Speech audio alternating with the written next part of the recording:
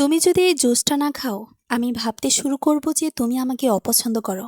আর এই বাড়িতে তার জন্য তোমাকে মূল্য দিতেই হবে। মিস্টার শর্মা এক গ্লাস কমলা লেবুর রস হাতে নিয়ে বাঁকা হাসি মুখে আমার শোবার ঘরের দরজার সামনে দাঁড়িয়েছিলেন। এখন রাত প্রায় 11টা। দিল্লির আবাসিক কলোনিতে মুষলধারে বৃষ্টি পড়ছিল। আর আমার স্বামী অর্জুন ব্যবসার কাজে মুম্বাইয়ে ছিলেন। আমার শাশুড়ি মিসেস শর্মা সেদিন সকালে জয়পুরের একটি পারিবারিক অনুষ্ঠানে চলে গিয়েছিলেন। বাড়িতে শুধু তিনি, আমার ননদ মীরা আর আমি ছিলাম। আমার নাম আন্না। আমার বয়স 29 বছর এবং অর্জুনের সাথে আমার বিয়ের 2 বছর হয়েছে। বাইরে থেকে শর্মা পরিবারকে নিখুঁত মনে হতো। মিস্টার শর্মা একজন অবসরপ্রাপ্ত স্কুল প্রিন্সিপাল, যিনি সবসময় মূল্যবোধ আর শৃঙ্খলার কথা বলতেন। মিসেস শর্মা একনিষ্ঠ স্ত্রী, যিনি গর্ব করে বলতেন ভালোভাবে মানুষ হওয়ার কথা। অর্জুন একটি আমদানি কোম্পানির ম্যানেজার, আর মীরা আদরে মেয়ে যে এমন ভাব করত যেন তার অস্তিত্বের জন্য দুনিয়া তার কাছে ক্ষমা চাইতে বাধ্য। কিন্তু সবচেয়ে পরিষ্কার বাড়ি ও পচা কোণ থাকে। আমার বিয়ের পর থেকে মিস্টার শর্মা আমার দিকে এমনভাবে তাকাতেন যে আমাকে অপরিচ্ছন্ন বোধ করাতো। যদিও আমি কোনো ভুল করিনি। ঠাট্টার ছড়ে মন্তব্য, দুর্ঘটনাবশত আমার গায়ে গালাগা, আমি একা থাকলে অস্বস্তিকরভাবে রান্নাঘরে চলে আসা। আমি একবার অর্জুনকে বলেছিলাম, কিন্তু সে বলল তার বাবা পুরনো ধ্যান ধারণার, আর আমি ব্যাপারটা নিয়ে বেশি ভাবছি। আমি আমার শাশুড়িকে ইঙ্গিত দিয়েছিলাম, আর তিনি আমাকে পোশাকের ব্যাপারে সতর্ক থাকতে বললেন, যাতে কোনো ভুল বোঝাবুঝি সৃষ্টি না হয়। সেই রাতে আমি দরজাটা সামান্য খুলতেই মদের গন্ধ আমার নাকে লাগলো। আরে মা, এটা খাও, তুমি এত খাও, এটা তোমাকে ঘুমাতে সাহায্য করবে। আমি গ্লাসটার দিকে তাকালাম। কিনারে সাদা গুঁড়োর হালকা দাগ লেগেছিল, যা ঠিকমতো মেশেনি। ওটা চিনি ছিল না। আমি সাথে সাথে বুঝে গেলাম। আমার পেটটা মোচড় দিয়ে উঠল। আমি চিৎকার করলে উনি হয়তো জোর করে ঘরে ঢুকে পড়বেন, আর যদি না করি কাল উনি আমাকে বেয়াদব বলবেন। তাই আমি এমনভাবে হাসলাম যেন কিছুই হয়নি। ধন্যবাদ শ্বশুরমশাই, এটা আমার ডিস্কে রেখে দিন, আমি একটু পরেই খেয়ে নেব। না, এখানেই খাও, আমার সামনে। তার গলায় আর দয়া ছিল না, ওটা ছিল একটা আদেশ। ধীরে ধীরে আমি গ্লাসটা তুললাম। উনি চোখ বড় বড় করে দেখছিলেন, কিন্তু যেইমাত্র গ্লাসের কিনারাটা আমার ঠোঁট ছুঁয়েছে, সামনের দরজাটা সশব্দে খুলে গেল। বাড়িতে কেউ আছে নাকি? বাতিটাও তো জ্বলছে না। নিচতলা থেকে মীরা চেঁচিয়ে উঠল। মিস্টার শর্মার মুখ ফ্যাকাশে হয়ে গেল। সে অন্যদিকে তাকালো, নিজের শার্টটা সোজা করলো, আর বিড়বিড় করে বলল, তুমি ঘুমিয়ে পড়েছো কিনা পরে দেখব। সে সামান্য টলতে টলতে সিঁড়ির দিকে এগিয়ে গেল। আমি নিশ্চল হয়ে রইলাম। গ্লাসটা তখনও আমার হাতে। ভয়ের চেয়ে বেশি করে ক্রোধ জ্বলছিল। যে লোকটাকে সবাই ভদ্রলোক বলতো, সে আমার নিজের ঘরেই আমাকে মাদক খাইয়ে মারার চেষ্টা করেছিল। কয়েক মিনিট পর মীরা ওপরে এলো। মাতাল, মেকআপ লেপটে গেছে, সস্তা পারফিউমের গন্ধে হলঘরটা ভরে গেছে। সে দরজায় টোকা না দিয়ে আমার ঘরে ঢুকলো। সোফার উপর ব্যাগটা ছুঁড়ে ফেলে এমনভাবে ধপ করে বসে পড়ল যেন সবকিছু তারই। আমাকে জল দাও, আমি তেষ্টায় মরে যাচ্ছি। আর ওরকম মুখ করো না, তুমি তো এই জন্য এখানে এসেছো। আমি তার দিকে তাকালাম। 2 বছর ধরে সে আমার সাথে চাকরের মতো ব্যবহার করেছে। আমার ক্রিম ব্যবহার করেছে, আমার জামা কাপড় নিয়ে নিয়েছে, তার মায়ের কাছে গুজব ছড়িয়েছে, আমার কাজ নিয়ে ঠাট্টা করেছে। আমার চোখ পড়ল জুসের গ্লাসটার ওপর। ফাটটা আমার পাতা ছিল না, এটা তার নিজের বাবাই পেতে রেখেছিল। এই নাও। আমি ওর সামনে গ্লাসটা রেখে বললাম, এটা টাটকা বানানো, আমি আর এটা খেতে ইচ্ছে করছে না। মীরা এক চুমুকেই পুরোটা খেয়ে ফেলল। এর স্বাদ জঘন্য, তুমি তো জুস বানাতেও পারো না। মুখ বিকৃত করে সে বলল। 10 মিনিট পর সে তার জুতো খুলে আমার বিছানায় শুয়ে পড়ল। আমি আমার ল্যাপটপ ফোন নিয়ে নিঃশব্দে বেরিয়ে গেলাম। আমি পড়ার ঘরে গেলাম না। আমি লিনেন রুমে লুকিয়ে পড়লাম, যেখান থেকে আমার শোবার ঘরের দরজাটা দেখা যাচ্ছিল। 20 মিনিট পর আমি পায়ের শব্দ শুনলাম। মিস্টার শর্মা করিডোরে এসে দাঁড়ালেন। তাকে আর মাতালার বেপরা দেখা ছিল না। তিনি এক স্পষ্ট অস্বস্তিকর উদ্দেশ্য নিয়ে হাঁটছিলেন। আমি যে দরজাটা সামান্য খোলা রেখেছিলাম, সেটা ঠেলে তিনি ভেতরে ঢুকলেন। আমি আমার ফোনটা বের করে রেকর্ডটা চালু করলাম। মিস্টার শর্মা ধীরে ধীরে আমার ঘরের ভেতর ঢুকলেন। করিডোরের হলুদ আলো তার মুখের একপাশে পড়ছিল, আর অন্য পাশটা অন্ধকারে ঢাকা ছিল। তার হাঁটার শব্দও যেন বদলে গিয়েছিল, মেপে মেপে, সাবধানে। আমার বুকের ভেতর ধকধক করছিল। লিনেন রুমের আধখোলা দরজার আড়াল থেকে আমি ফোন শক্ত করে ধরেছিলাম। রেকর্ডার তখনও চলছিল। তিনি দরজাটা ভেতর থেকে বন্ধ করে দিলেন। তারপর ধীরে ধীরে বিছানার দিকে এগোলেন। মীরা তখন আমার বিছানায় পাশ ফিরে শুয়েছিল। অন্ধকারে বোঝার উপায় ছিল না কে শুয়ে আছে। তার খোলা চুল মুখের অর্ধেক ঢেকে রেখেছিল। মিস্টার শর্মা নিচু গলায় বললেন, আন্না, তুমি তো জানো এ বাড়িতে সবাই আমার কথা শোনে। আমার শরীর ঠান্ডা হয়ে গেল। তিনি বিছানার পাশে বসে পড়লেন। কয়েক সেকেন্ড চুপ করে রইলেন। তারপর হাত বাড়িয়ে ঘুমন্ত মানুষটার কাজ ছোলেন। আমি তোমাকে অনেকদিন ধরেই চাই। হঠাৎ মীরা বিরক্ত হয়ে গজগজ করল, উফ, বিরক্ত করো না। মিস্টার শর্মা জমে গেলেন। 1 সেকেন্ড, 2 সেকেন্ড। তারপর তিনি আচমকা বিছানার ল্যাম্প জ্বালিয়ে দিলেন। আলো জ্বলতেই পুরো ঘর নিস্তব্ধ হয়ে গেল। মীরা চোখ কচলাতে কচলাতে উঠে বসল। পাপা? মিস্টার শর্মার মুখের রং মুহূর্তে উধাও হয়ে গেল। তার চোখ বড় বড় হয়ে গেছে, যেন তিনি নিজের দুঃস্বপ্ন দেখছেন। মীরা? মীরা হতভম্ব হয়ে তার বাবার দিকে তাকিয়ে রইল। আপনি এখানে কি করছেন? আমি দরজার আড়াল থেকে সব রেকর্ড করছিলাম। আমার হাত কাঁপছিল, কিন্তু ফোন নামায়নি। মিস্টার শর্মা তোতলাতে লাগলেন। আমি আমি ভেবেছিলাম এটা আন্নার ঘর। এটাই তো আন্নার ঘর। মীরা চিৎকার করে উঠল, আপনি রাতে এখানে কি করছেন? তিনি পিছিয়ে গেলেন। ঘামে তার কপাল ভিজে গেছে। আমি শুধু দেখতে এসেছিলাম ও ঘুমিয়েছি কিনা। মিথ্যে বলছেন? মীরা বিছানা থেকে নেমে দাঁড়ালো। হঠাৎ তার শরীর দুলে উঠল। সে কপাল চেপে ধরল। আমার মাথা ঘুরছে। আমার বুক ধক করে উঠল। জুসের ওষুধ কাজ শুরু করেছে। মিস্টার শর্মাও সেটা বুঝতে পারলেন। তার চোখে আতঙ্ক ছড়িয়ে পড়ল। তুমি কি খেয়েছ? কি সব আজে বাজে জুস বানায় ওই মেয়েটা? মীরা বিড়বিড় করল। পরের মুহূর্তে সে মেঝেতে লুটিয়ে পড়ল। মীরা! মিস্টার শর্মা দৌড়ে তাকে ধরলেন। তার গলায় এখন সত্যিকারের ভয়। আমি বুঝলাম এটাই সুযোগ। আমি দ্রুত লিনেন রুম থেকে বের হয়ে এলাম। কি হয়েছে? আমি অভিনয় করে বললাম, যেন কিছুই জানি না। মিস্টার শর্মা আমার দিকে তাকালেন। সেই চোখে প্রথমবার আমি ক্ষমতার বদলে আতঙ্ক দেখলাম। ও ও হঠাৎ পড়ে গেছে। আমি মীরার পাশে হাঁটু গেড়ে বসলাম। সে আধা অচেতন। ও আমার জুস খেয়েছে। আমি ধীরে বললাম। মিস্টার শর্মার চোখ কেঁপে উঠল। কি বলতে চাইছো তুমি? আমি তার চোখের দিকে তাকালাম। আমি বলতে চাইছি, ওই গ্লাসটা তো আপনি আমার জন্য এনেছিলেন। ঘরটা হঠাৎ নিস্তব্ধ হয়ে গেল। বাইরে বজ্রপাত হলো। আর সেই আলোর ঝলকে আমি দেখলাম প্রথমবারের মতো মিস্টার শর্মা আমাকে ভয় পাচ্ছেন। মিস্টার শর্মা কয়েক সেকেন্ড চুপ করে দাঁড়িয়ে রইলেন। তার শ্বাস ভারী হয়ে উঠেছে। মনে হচ্ছিল মাথার ভেতর খুব দ্রুত কোনো হিসাব চলছে। তারপর হঠাৎ তিনি গলা শক্ত করলেন। তুমি কি বোঝাতে চাইছো, আন্না? আমি ধীরে ধীরে উঠে দাঁড়ালাম। আপনি খুব ভালো করে জানেন আমি কি বলতে চাইছি। মীরা তখনও আধা অচেতন অবস্থায় মেঝেতে পড়েছিল। তার ঠোঁট শুকিয়ে গেছে, চোখ আধ খোলা। আমি ফোনটা পেছনে শক্ত করে ধরে রেখেছিলাম। রেকর্ডিং এখনো চলছিল। আপনি রাতে আমার ঘরে এলেন কেন? আমি জিজ্ঞেস করলাম। আমি আমি শুধু দেখতে এসেছিলাম তুমি ঠিক আছো কিনা। তাহলে দরজা ভেতর থেকে বন্ধ করলেন কেন? তিনি চুপ। আর আপনি ভেবেছিলেন বিছানায় আমি শুয়ে আছি, তাই না? বজ্রপাতের শব্দে জানালার কাজ কেঁপে উঠল। মিস্টার শর্মা এবার রেগে গেলেন। তোমার সাহস তো কম না? তুমি কি আমাকে অপরাধী বানানোর চেষ্টা করছো? আমি ঠান্ডা গলায় বললাম, আমি কিছু বানাচ্ছি না, সবকিছু নিজেই হয়ে গেছে। ঠিক তখনই নিচতলা থেকে কারো ফোনে রিংটং ভেসে এলো। মিস্টার শর্মা তাড়াতাড়ি নিচে চলে গেলেন। আমি মীরার পাশে বসলাম। কিছুক্ষণ পর সে কষ্ট করে চোখ খুলল। আমার মাথা ধরেছে। তুমি আমার জুস খেয়েছিলে, আমি বললাম। সে বিরক্ত মুখে বলল, তো? আমি কয়েক সেকেন্ড ওর দিকে তাকিয়ে রইলাম। ওই জুস তোমার বাবা আমার জন্য এনেছিলেন। মীরা প্রথমে বুঝতে পারল না। তারপর ধীরে ধীরে তার মুখের ভাব বদলাতে শুরু করলো। তুমি কি বলতে চাইছো? আমি কোনো উত্তর দিলাম না।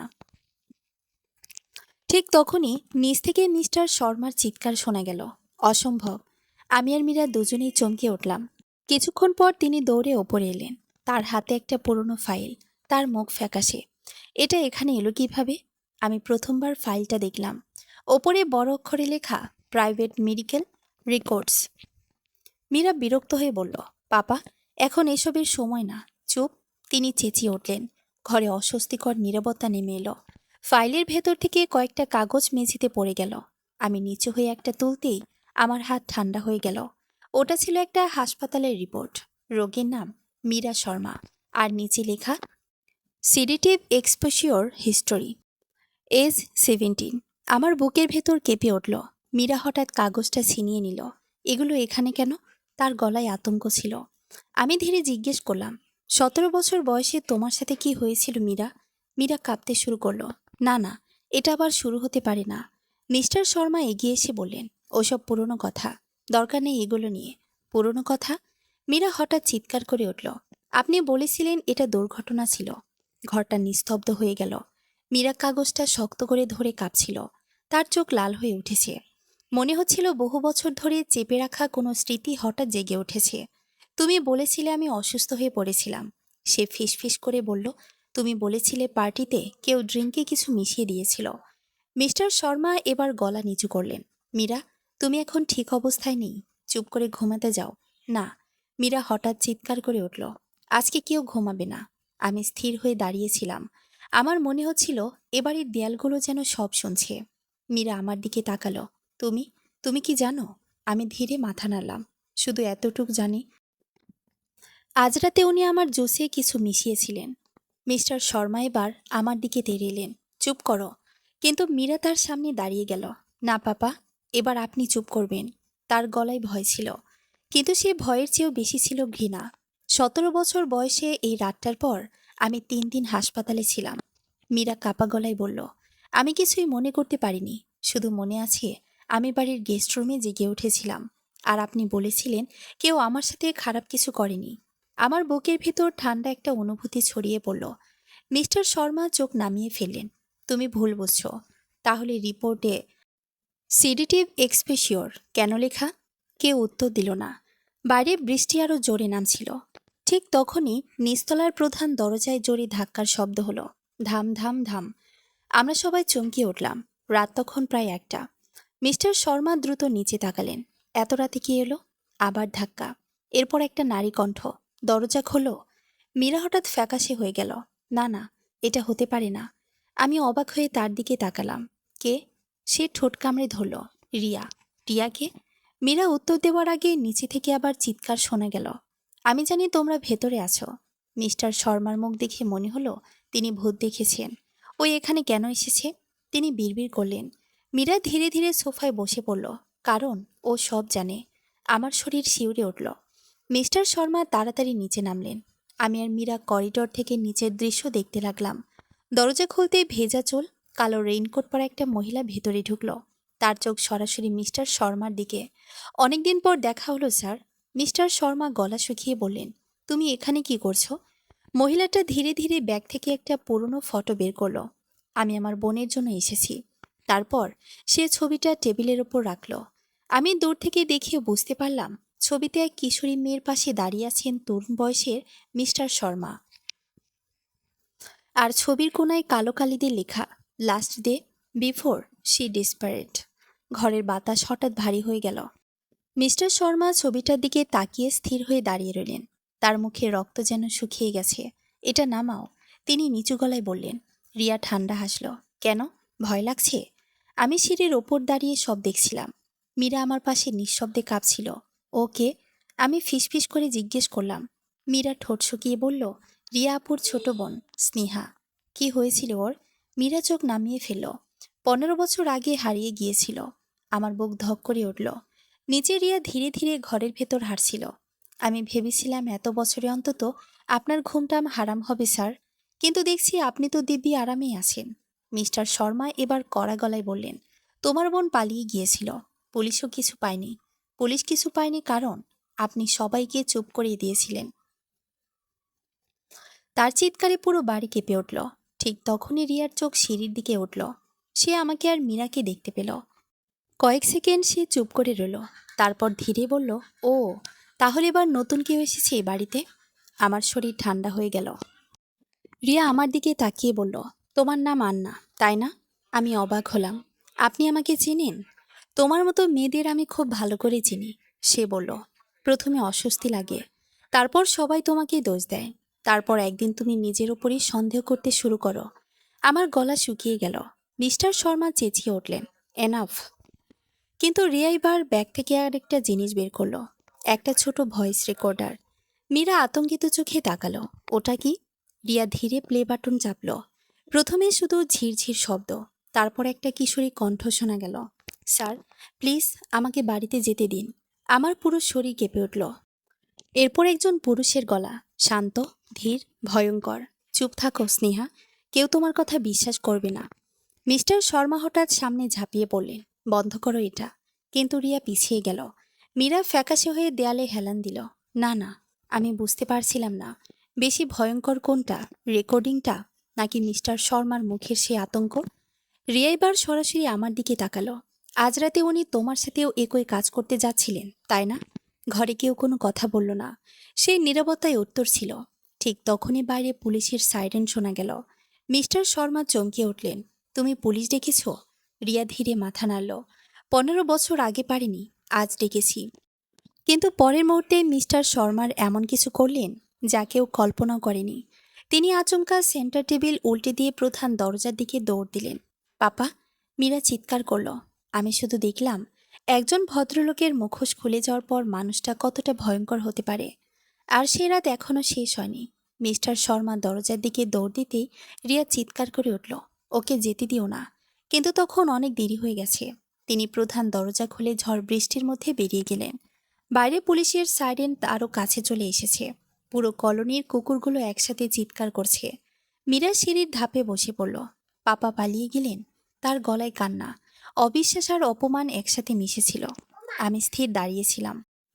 আমার মনে হচ্ছিল এতদিন ধরে যাকে সবাই সম্মান করেছে সে আসলে একটা অভিনয় করেছিল। রিয়া দ্রুত ফোন বের করল। হ্যালো। হ্যাঁ, উনি বাড়ি থেকে বেরিয়েছেন। ব্লু শার্ট, সাদা গাড়ি। কয়েক সেকেন্ড পর সে ফোন কেটে দিল। পুলিশ রাস্তায় আসে, সে বলল। ঠিক তখনই মীরা হঠাৎ উঠে দাঁড়ালো। না, উনি পালিয়ে যাবেন না। সে টলতে টলতে স্টোররুমের দিকে হাঁটতে লাগলো। আমি অবাক হয়ে তার পেছনে গেলাম। তুমি কোথায় যাচ্ছ? মীরা কোনো উত্তর দিল না। স্টোররুম খুলে পুরনো বাক্সপত্রের ভেতর খুঁজতে লাগলো। কয়েক মিনিট পর সে একটা ছোট টিনের বাক্স বের করলো। বাক্সটার উপর ধুলো জমেছিল। তার হাত কাঁপছিল। এটা আমি লুকিয়ে রেখেছিলাম। সে ফিসফিস করে বলল, কি আছে এতে? সে ধীরে বাক্স খুলল। ভেতরে কিছু পুরনো ছবি, একটা ভাঙা ব্রেসলেট আর একটা ডায়েরি। ডায়েরির কভারে লেখা, স্নেহা। আমার বুকের ভেতর ঠান্ডা একটা স্রোত বয়ে গেল। রিয়া দরজার কাছে এসে থেমে গেল। ডায়েরিটা দেখে তার চোখ ভিজে উঠল। এটা এটা আমার বোনের। মীরা চোখ নামিয়ে বলল, আমি এটা পেয়েছিলাম সেই ঘটনার কয়েকদিন পরে। তুমি কাউকে বলনি কেন? মীরা কেঁদে ফেলল। কারণ আমি ভয় পেয়েছিলাম। সে ডায়েরিটা খুলল। পাতাগুলো হলদে হয়ে গেছে। একটা পাতায় বড় বড় অক্ষরে লেখা, মিস্টার শর্মা আমাকে বারবার আলাদা করে ডাকেন। ওনার চোখ দেখে আমার ভয় লাগে। আমার গা কাঁটা দিয়ে উঠত। রিয়া ঠোঁট চেপে ধরল। মীরা আর একটা পাতা উল্টালো। আজ উনি আমার জোস নিজে বানিয়ে দিলেন। বললেন কাউকে না বলতে। ঘরের ভেতর নিস্তব্ধতা নেমে এলো। আমার হাত ঠান্ডা হয়ে যাচ্ছিল। একই প্যাটার্ন, একই জোস, একই ফাঁদ। হঠাৎ নিচে পুলিশের গাড়ির দরজা বন্ধ হওয়ার শব্দ হলো। দুজন পুলিশ অফিসার বাড়িতে ঢুকলেন। মিস্টার রাজীব শর্মা কোথায়? রিয়া সামনে এগিয়ে গেল। উনি পালিয়েছেন। অফিসাররা একে অপরের দিকে তাকালেন। ঠিক তখনই একজন কনস্টেবল বাইরে থেকে চিৎকার করে উঠল, স্যার, গাড়িটা খোলা অবস্থায় পাওয়া গেছে। আমার বুক ধক করে উঠল। মানে? অফিসার জিজ্ঞেস করলেন। গাড়ি রাস্তার পাশে দাঁড়ানো, কিন্তু উনি নেই। বাইরে বজ্রপাত হলো। রাত প্রায় 3টা। পুলিশ পুরো বাড়ি তল্লাশি করছিল। বাইরে বৃষ্টি থেমে গেলেও বাতাসে অদ্ভুত ঠান্ডা ছিল। আমি ড্রয়িং রুমের সোফায় বসেছিলাম। আমার সামনে টেবিলে স্নেহার ডায়েরি খোলা। রিয়া চুপচাপ জানালার পাশে দাঁড়িয়েছিল। আর মীরা এক কোণে বসে নিজের নখ কামড়াছিল। হঠাৎ প্রধান দরজা খুলে গেল। আন্না, অর্জুন। সে ভিজে অবস্থায় ভেতরে ঢুকল। তার চোখে আতঙ্ক। কি হয়েছে এখানে? পুলিশ কেন? আমার বুক হালকা কেঁপে উঠল। এত কিছুর পর তাকে দেখে অদ্ভুত লাগছিল। কিন্তু মীরা হঠাৎ উঠে দাঁড়িয়ে কেঁদে ফেলল। ভাইয়া! অর্জুন তার বোনকে জড়িয়ে ধরল। কি হয়েছে? মীরা কিছু বলতে পারছিল না। একজন পুলিশ অফিসার এগিয়ে এলেন। আপনি মিস্টার রাজীব শর্মা ছেলে? জি। আমাদের আপনার বাবার বিরুদ্ধে গুরুতর অভিযোগ এসেছে। অর্জুন হতভম্ব হয়ে আমার দিকে তাকালো। কি অভিযোগ? ঘরটা নিস্তব্ধ হয়ে গেল। আমার গলা শুকিয়ে যাচ্ছিল। কিন্তু এবার আমি চুপ থাকিনি। উনি আমার জুসে কিছু মিশিয়েছিলেন। আমি ধীরে বললাম। অর্জুন যেন শুনেও বিশ্বাস করতে পারছিল না। কি? রিয়া সামনে এসে দাঁড়ালো। এটাই প্রথমবার না। সে স্নেহার ছবি টেবিলের উপর রাখল। আমার বোন 15 বছর আগে নিখোঁজ হয়েছিল। অর্জুন বিরক্ত হয়ে বলল, দেখুন, এটা কোনো ভুল বোঝাবুঝি হতে পারে। ভুল বোঝাবুঝি? আমি কাপা গলায় বললাম, আমি সব রেকর্ড করেছি। আমি ফোনটা বের করলাম। রুমে সে রেকর্ডিং বাজতে শুরু করলো। আমি তোমাকে অনেকদিন ধরেই চাই। অর্জুনের মুখের রং বদলে গেল। তারপর আরেকটা শব্দ, স্যার প্লিজ আমাকে বাড়ি যেতে দিন। পুরো ঘর নিস্তব্ধ। অর্জুন ধীরে ধীরে সোফায় বসে পড়ল। মনে হচ্ছিল তার পৃথিবীটা ভেঙে যাচ্ছে।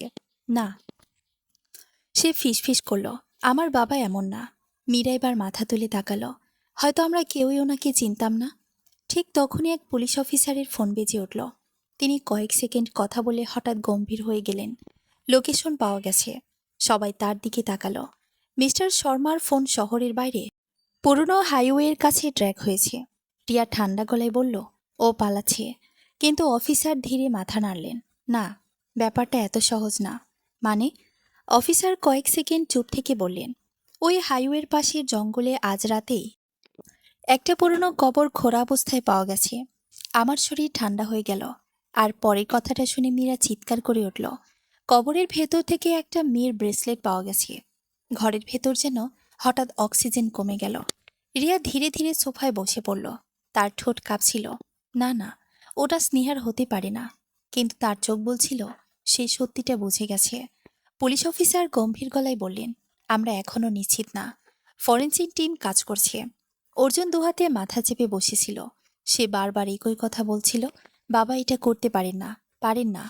আমি তার দিকে তাকিয়ে বুঝলাম, একজন মানুষ যখন নিজের সবচেয়ে প্রিয় মানুষটার আসল চেহারা দেখতে বাধ্য হয়, তখন সে ভেতর থেকে ভেঙে পড়ে।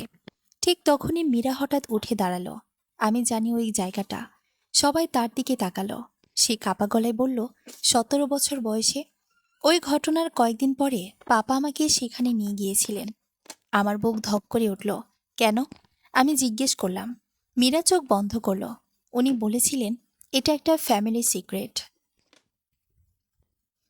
যদি কাউকে বলি তাহলে মা মরে যাবে। ঘরটা নিস্তব্ধ। পুলিশ অফিসার নোটবুক বের করলেন। তুমি কি আমাদের জায়গাটা দেখাতে পারবে? মীরা ধীরে মাথা নাড়ল। 1 ঘন্টা পরে আমরা সবাই পুলিশের গাড়িতে করে শহরের বাইরে যাচ্ছিলাম। রাত তখনও কালো। রাস্তার দুই পাশে অন্ধকার গাছ। আমি পেছনের সিটে বসেছিলাম। অর্জুন আমার পাশে। সে একবারও আমার দিকে তাকায়নি। হঠাৎ সে নিচু গলায় বলল, তুমি আগে আমাকে কেন বলনি? আমি কিছুক্ষণ চুপ থেকে বললাম, বলেছিলাম তুমি বিশ্বাস করনি। অর্জুন চোখ নামিয়ে ফেলল। গাড়ি একটা ভাঙা রাস্তার সামনে থামল। সামনে ছোট্ট জঙ্গল। পুলিশের টর্চের আলো কাঁপছিল। মীরা ধীরে বলল, ওইদিকে। আমরা সবাই তার পেছনে হাঁটতে লাগলাম। কিছু দূরে মাটি খোঁড়া, চারপাশে হলুদ পুলিশ টেপ। একজন ফরেনসিক অফিসার এগিয়ে এলেন। স্যার, আমরা কিছু হার পেয়েছি। রিয়া ভেঙে পড়ল। আমি তার হাত ধরলাম। ঠিক তখনই আরেকজন অফিসার চিৎকার করে উঠল, এখানে আরো কিছু আছে। সবাই টর্চ নিয়ে এগিয়ে গেল। মাটির নিচ থেকে একটা লোহার বাক্স বের করা হলো। বাক্সটা মরিচা পড়ে বন্ধ হয়ে গেছে। একজন অফিসার সেটা ভাঙতেই ভেতর থেকে কিছু পুরনো কাপড় আর কাগজ বেরিয়ে এলো। হঠাৎ অর্জুন একটা জিনিস তুলে নিল, একটা পুরনো ফ্যামিলি ফটো। ছবিতে তরুণ বয়সের মিস্টার শর্মা, মিসেস শর্মা, আর মাঝখানে দাঁড়িয়ে একটা ছোট্ট মেয়ে। আমি ভ্রুকুচকে বললাম, এটা তো মীরা না? অর্জুনের হাত কাঁপছিল। ছবির পেছনে লেখা ছিল, our first daughter, Aditi Sharma. আমরা সবাই স্তব্ধ হয়ে গেলাম। মীরা ফিসফিস করে বলল, আমার কোনো বড় বোন ছিল না? তখনই পেছন থেকে একটা ঠান্ডা কণ্ঠ ভেসে এলো, ছিল। আমরা ঘুরে তাকালাম। অন্ধকারের মধ্যে ভেজা জামা পরে দাঁড়িয়েছিলেন মিসেস শর্মা। মিসেস শর্মাকে দেখে মনে হচ্ছিল তিনি কয়েক ঘন্টার মধ্যে 10 বছর বড় হয়ে গেছেন। তার শাড়ি ভিজে গেছে, চুল এলোমেলো, চোখ লাল। অর্জুন হতভম্ব হয়ে বলল, মা, আপনি এখানে? তিনি ধীরে ধীরে সামনে এগিয়ে এলেন। তার চোখে সরাসরি সেই ছবিটার দিকে, আওয়ার ফার্স্ট ডটার। তার ঠোঁট কেঁপে উঠল। মীরা পেছনে সরে গেল। এটা মিথ্যে। আমার কোনো বোন ছিল না। মিসেস শর্মা চোখ বন্ধ করলেন। ছিল মীরা। চারপাশ নিস্তব্ধ। বৃষ্টি আবার টুপটাপ পড়তে শুরু করেছে। আমি বুঝতে পারছিলাম এই পরিবারের সবচেয়ে ভয়ঙ্কর সত্য এখনো বলা বাকি। মিসেস শর্মা ধীরে মাটিতে বসে পড়লেন। অদিতি তোমাদের থেকে 5 বছরের বড় ছিল। অর্জুন হতবাক। তাহলে আমরা কখনো ওর কথা শুনিনি কেন? তারপর তিনি এমন একটা কথা বললেন যা শুনে আমার বুক কেঁপে উঠল। কারণ তোমাদের বাবা বলেছিলেন ও মারা গেছে। মীরা কাঁপতে লাগল। কিভাবে? মিসেস শর্মা চোখ মুছলেন। আমি কখনো পুরো সত্য জানতাম না। শুধু জানতাম এক রাতে অদিতি হঠাৎ উধাও হয়ে যায়। আর পরদিন তোমাদের বাবা আমাকে বলেন সে আর ফিরবে না। আমার শরীর ঠান্ডা হয়ে গেল। আপনি পুলিশে যাননি? আমি জিজ্ঞেস করলাম। তিনি আমার দিকে তাকালেন। সেই চোখে বছর পর বছর জমে থাকা অপরাধবোধ। গিয়েছিলাম, কিন্তু তিনি বলেছিলেন যদি আমি মুখ খুলি তাহলে আমার বাচ্চাদেরও হারাবো। অর্জুন পিছিয়ে গেল যেন কেউ তাকে আঘাত করেছে। না বাবা, এমন হতে পারেন না। ঠিক তখনই ফরেনসিক অফিসার একটা ছোট্ট চেইন হাতে নিয়ে এগিয়ে এলেন। স্যার, এটা বাক্সের ভেতরে ছিল। মিসেস শর্মা চেইনটা দেখেই মুখ চেপে কেঁদে উঠলেন। এটা অদিতির। রিয়া ফিসফিস করে বলল, তাহলে স্নেহা একা ছিল না? আমি বুঝলাম এটা শুধু এক মেয়ের গল্প না, এটা বহু বছরের লুকানো অপরাধ। ঠিক তখনই দূরে পুলিশের একজন চিৎকার করে উঠল, স্যার, এখানে কেউ আছে। সবাই টর্চ ঘুরিয়ে তাকালো। জঙ্গলের অন্ধকারে একটা ছায়া দৌড়ে পালাচ্ছে। পুলিশ তার পেছনে ছুটল। অর্জুন হঠাৎ চিৎকার করে উঠল, বাবা! আমার বুক ধক করে উঠল। মিস্টার শর্মা পালিয়ে এখানে লুকিয়েছিলেন, কিন্তু পরের মুহূর্তেই অন্ধকারের ভেতর একটা গুলির শব্দ ভেসে এলো। ধাম! সবাই থেমে গেল। তারপর আরেকটা শব্দ, কেউ ব্যথায় চিৎকার করছে। গুলির শব্দে পুরো জঙ্গল কেঁপে উঠল। মীরা চিৎকার করে উঠল, পাপা! পুলিশ দ্রুত টর্চ নিয়ে দৌড়ে গেল। আমরাও তাদের পেছনে ছুটলাম। ভেজা মাটিতে পা পিছলে যাচ্ছিল। কয়েক সেকেন্ড পর টর্চের আলো এক জায়গায় স্থির হলো। মিস্টার শর্মা মাটিতে পড়ে আছেন। তার কাঁধ থেকে রক্ত ঝরছে। পাশে একজন কনস্টেবল বন্দুক তাক করে দাঁড়িয়ে। তিনি পালানোর সময় অস্ত্র ব্যবহার করেছিলেন। অফিসার গম্ভীর গলায় বললেন, আমাদের বাধ্য হয়ে গুলি চালাতে হয়েছে। অর্জুন বাবার পাশে হাঁটু গেড়ে বসে পড়ল। বাবা! মিস্টার শর্মা কষ্ট করে চোখ খুলেন। প্রথমে তিনি অর্জুনের দিকে তাকালেন, তারপর ধীরে ধীরে আমার দিকে। সেই চোখে আর আগের অহংকার ছিল না, শুধু ধরা পড়ে যাওয়ার আতঙ্ক। সবাই আমাকে ভুল বুঝছে। তিনি ফিসফিস করলেন। রিয়া ক্ষোভে কাঁপছিল। আমার বোন কোথায়? মিস্টার শর্মা কিছু বললেন না। একজন পুলিশ অফিসার তার হাতকড়া পরাতে এগিয়ে গেলেন। ঠিক তখনই মিস্টার শর্মা হঠাৎ হাসলেন, একটা ভয়ঙ্কর ক্লান্ত হাসি। তোমরা ভাবছো সব জেনে গেছো? আমার বুক ঠান্ডা হয়ে গেল। তিনি ধীরে ধীরে মীরার দিকে তাকালেন। ওদের বলো না, মীরা। মীরা কাঁপতে লাগলো। চুপ করুন, তুমি জানো ওই রাতের পর কি হয়েছিল? ঘর নিস্তব্ধ হয়ে গেল। অর্জুন অবাক হয়ে বোনের দিকে তাকালো। মীরা, তুমি কি কিছু জানো? মীরা মাথা নাড়তে লাগলো। না না, কিন্তু তার চোখ অন্য কথা বলছিল। আমি ধীরে বললাম, মীরা, সত্যিটা বলো। সে কাঁদতে কাঁদতে বসে পড়ল। আমি সেদিন জেগে উঠেছিলাম। সবাই থমকে গেল। আমি দেখেছিলাম তার গলা ভেঙে যাচ্ছিল। স্নেহাপু তখনও বেঁচে ছিল। রিয়ার মুখ সাদা হয়ে গেল। কি? মীরা 2 হাত মুখ ঢাকল। পাপা আমাকে বলেছিলেন যদি কাউকে বলি তাহলে মা আত্মহত্যা করবে। আমার বুক মোচড় দিয়ে উঠল। মিস্টার শর্মা চোখ বন্ধ করলেন। মীরা কাঁদতে কাঁদতে বলল, আমি দেখেছিলাম উনি আরেকজন লোকের সাথে স্নেহাপুকে গাড়িতে তুলছিলেন। পুলিশ অফিসার দ্রুত জিজ্ঞেস করলেন, আরেকজন লোক কে? মীরা মাথা তুলল। তার ঠোঁট কাঁপছিল। চাচা, বিক্রম চাচা। আমরা সবাই স্তব্ধ। অর্জুন হতভম্ব হয়ে বলল, বাবার ছোট ভাই? ঠিক তখনই অফিসারের ওয়্যারলেসে আওয়াজ এলো, স্যার, শহরের বাইরে পুরনো ফার্ম হাউসে একজন সন্দেহভাজনের লোকেশন পাওয়া গেছে। নাম বিক্রম শর্মা। ভোর হতে শুরু করেছে। আকাশ ধূসর। বৃষ্টি থেমে গেছে, কিন্তু বাতাসে এখনো কাদার গন্ধ। পুলিশের গাড়ির লাইন পুরনো ফার্ম হাউসের সামনেই থামল। জায়গাটা বহু বছর ধরে পরিত্যক্ত। চারপাশে আগাছা, ভাঙা দেয়াল, মরিচা ধরা গেট। আমি, অর্জুন, রিয়া আর মীরা দূরে দাঁড়িয়েছিলাম। মিস্টার শর্মাকে হাসপাতালে নিয়ে যাওয়া হয়েছে, কিন্তু তার বলা একটা নাম, বিক্রম শর্মা, সবকিছুই বদলে দিয়েছে। অর্জুন নিচু গলায় বলল, আমি ছোটবেলা থেকেই চাচাকে ভয় পেতাম। আমি তার দিকে তাকালাম। কেন? সে কয়েক সেকেন্ড চুপ রইল। কারণ উনি সবসময় বলতেন, এবারের মেয়েদের চুপ থাকতে শেখাও। তখন বুঝিনি কথার মানে কি ছিল। আমার শরীর ঠান্ডা হয়ে গেল। ঠিক তখনই ঠিক তখনই ফার্ম হাউসের ভেতর থেকে একজন অফিসার দৌড়ে বেরিয়ে এলো। স্যার, ভেতরে কেউ আছে। পুলিশ অস্ত্র তাক করে ভেতরে ঢুকে গেল। কয়েক মুহূর্ত পর ভেতর থেকে চিৎকার ভেসে এলো। তারপর হাত উপরে। আমার বুক ধকধক করছিল। হঠাৎ দরজায় একটা মানুষ দেখা দিল। মাঝবয়সী, লম্বা, এলোমেলো দাড়ি, চোখ লাল। বিক্রম শর্মা। তার হাতে একটা পুরনো বন্দুক, আর তার পাশে দাঁড়িয়ে আছে এক মহিলা। মহিলার মুখ দেখে আমার নিঃশ্বাস আটকে গেল, কারণ তার মুখ মীরা আর অর্জুনের সাথে অসম্ভবভাবে মিলে যায়। মিসেস শর্মা ফিসফিস করে বললেন, অদিতি। পুরো পৃথিবী যেন থেমে গেল। অর্জুন হতবাক। কি? মহিলাটা স্থির চোখে আমাদের দিকে তাকিয়েছিল। তার চুল পাকা, মুখে অসংখ্য দাগ, কিন্তু চোখ দুটো একই। বিক্রম ঠান্ডা গলায় বলল, আর এক কদম এগুলে ওকে মেরে ফেলব। পুলিশ থেমে গেল। রিয়া ফিসফিস করে বলল, তাহলে উনি এত বছর বেঁচে ছিলেন? আমার মাথা ঘুরছিল। অদিতি ধীরে বলল, আমি পালাতে পারিনি। তার গলা ভাঙা, যেন বহু বছর ঠিকভাবে কথা বলেনি। অর্জুনের চোখে পানি চলে এলো। আপু। কিন্তু অদিতি হঠাৎ কেঁপে উঠল, না, কাছে আসবে না। সে আতঙ্কিত চোখে বিক্রমের দিকে তাকালো। আমি বুঝলাম এই মহিলা এখনো বন্দী, বহু বছর পরও। ঠিক তখনই বিক্রম হেসে উঠল। রাজীব একা না, আমরা দু ভাই সবসময় একসাথে কাজ করেছি। আমার গা শিউরে উঠল। স্নেহা কোথায়? রিয়া চিৎকার করল। বিক্রম কয়েক সেকেন্ড চুপ থেকে বলল, যেখানে গেলে কেউ আর ফিরে আসে না। রিয়া ভেঙে পড়ল। আর সেই মুহূর্তে অদিতি আচমকা বিক্রমকে ধাক্কা দিল। বন্দুকটা তার হাত থেকে পড়ে গেল। পুলিশ ঝাঁপিয়ে পড়ল। চারপাশে চিৎকার শুরু হয়ে গেল। আমি শুধু দেখলাম একটা পরিবার বহু বছরের পাপের ভারে অবশেষে ভেঙে পড়ছে। সবকিছু কয়েক সেকেন্ডের মধ্যেই ঘটে গেল। অদিতি বিক্রমকে ধাক্কা দিতেই বন্দুকটা মাটিতে পড়ে যায়। পুলিশ ঝাঁপিয়ে পড়ে তাকে চেপে ধরে। বিক্রম পাগলের মতো চিৎকার করছিল, ও আমার, ও কোথাও যাবে না। আমার শরীর কেঁপে উঠল।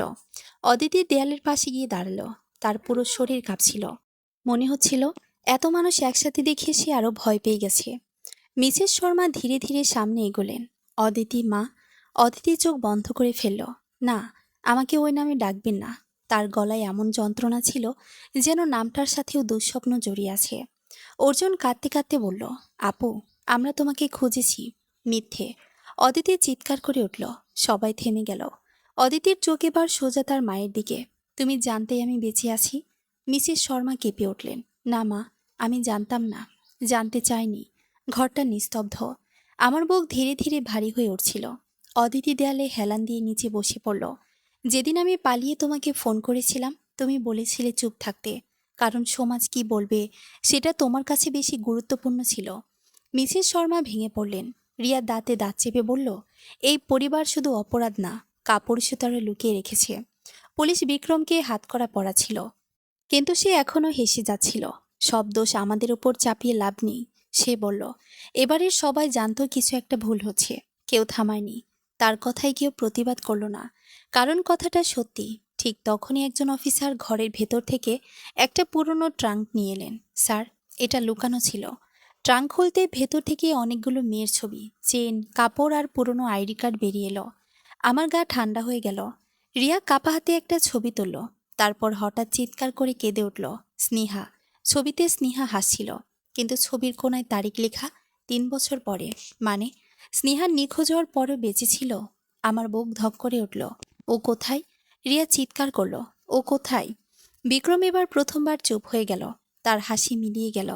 অদিতি ধীরে মাথা তুলল। তার চোখে ভয়। ও পালানোর চেষ্টা করেছিল। আমরা সবাই নিঃশ্বাস বন্ধ করে তার দিকে তাকিয়ে রইলাম। অদিতির ঠোঁট কাঁপছিল। আর তারপর রাজীব ওকে মেরে ফেলে। অদিতির কথাটা শোনার পর কেউ আর নড়তে পারছিল না। রিয়া ধীরে ধীরে পিছিয়ে গেল, যেন তার শরীর আর দাঁড়িয়ে থাকতে পারছে না। না, সে ফিসফিস করল, না না। আমি দ্রুত তাকে ধরে ফেললাম। সে আমার জামা শক্ত করে চেপে ধরল। আমি এত বছর ধরে ভাবতাম ও হয়তো কোথাও বেঁচে আছে। তার গলা ভেঙে গেল। অদিতি চোখ নামিয়ে বলল, ও আমাকে বাঁচাতে গিয়েছিল। ঘরের বাতাস ভারী হয়ে উঠল। স্নেহা বুঝতে পেরেছিল আমরা বন্দী। অদিতি বলল, ও বলেছিল পুলিশে যাবে, কিন্তু রাজীব জেনে যায়। মীরা হঠাৎ কান চেপে ধরল। থামো, প্লিজ থামো। অর্জুন স্থির দাঁড়িয়েছিল, তার চোখ ফাঁকা।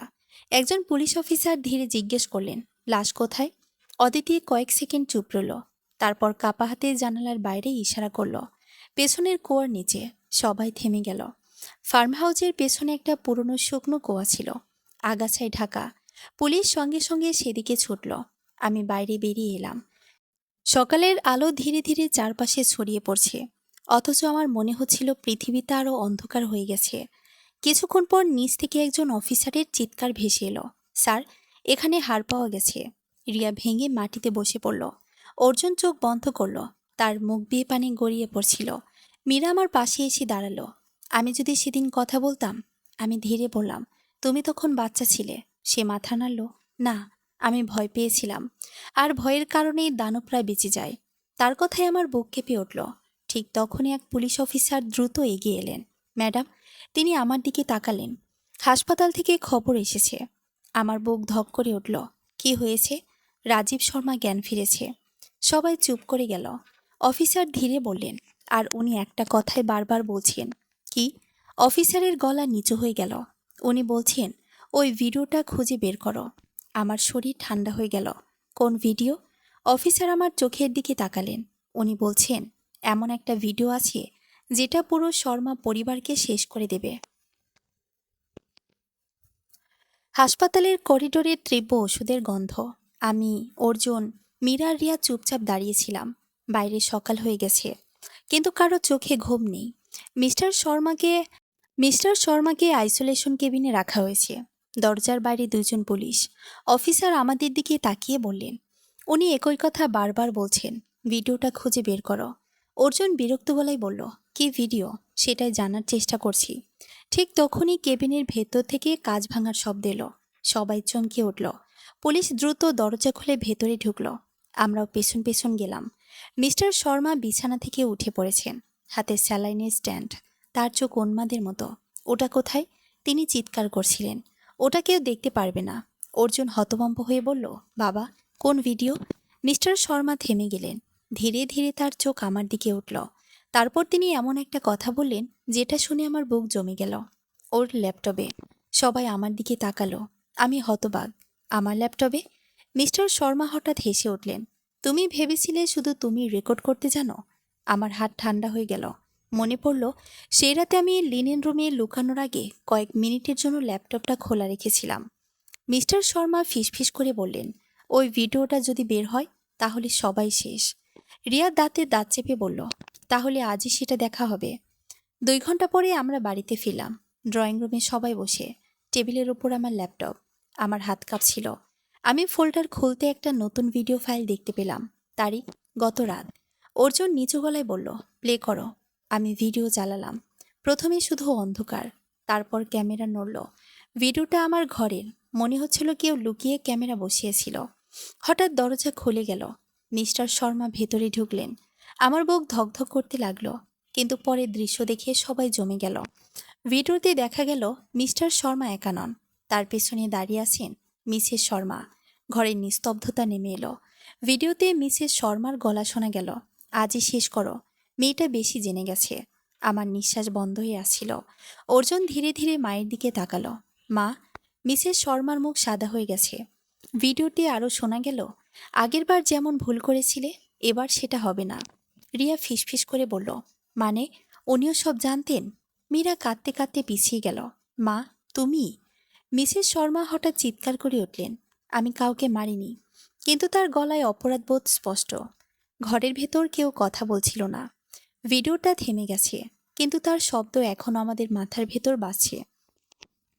আজই শেষ করো। অর্জুন ধীরে ধীরে সোফা থেকে উঠে দাঁড়ালো। তার চোখে পানি। মা, তুমি জানতেই? মিসেস শর্মা কাঁপছিলেন। আমি আমি শুধু পরিবারটাকে বাঁচাতে চেয়েছিলাম। রিয়া তীব্র ঘৃণায় বলল, পরিবার নাকি নিজেদের সম্মান? মিসেস শর্মা ভেঙে পড়লেন। প্রথমবার যখন বুঝলাম রাজীব কি করছে, তখন অনেক দেরি হয়ে গেছে। আমি পুলিশে যেতে চেয়েছিলাম, কিন্তু ও বলেছিল আমার সন্তানদেরও শেষ করে দেবে। মীরা কাঁদতে কাঁদতে বলল, তাহলে তুমি আমাদের বাচ্চাতে অন্য মেয়েদের মরতে দিলে? কথাটা শুনে মিসেস শর্মা মাথা নিচু করে ফেললেন, কারণ সত্যিটা এর যে নিষ্ঠুর আর কিছু হতে পারে না। ঠিক তখনই দরজায় কড়া নাড়ার শব্দ হলো। পুলিশ অফিসার ভেতরে এসে শান্ত গলায় বললেন, মিসেস কবিতা শর্মা, আপনাকে গ্রেফতার করা হচ্ছে অপরাধ গোপন করা এবং হত্যার ষড়যন্ত্রের সহযোগিতার অভিযোগে। মীরা মুখ ফিরিয়ে নিল। অর্জুন স্থির দাঁড়িয়ে রইল। সে মায়ের দিকে তাকালো না। পুলিশ মিসেস শর্মাকে নিয়ে বেরিয়ে গেলেন।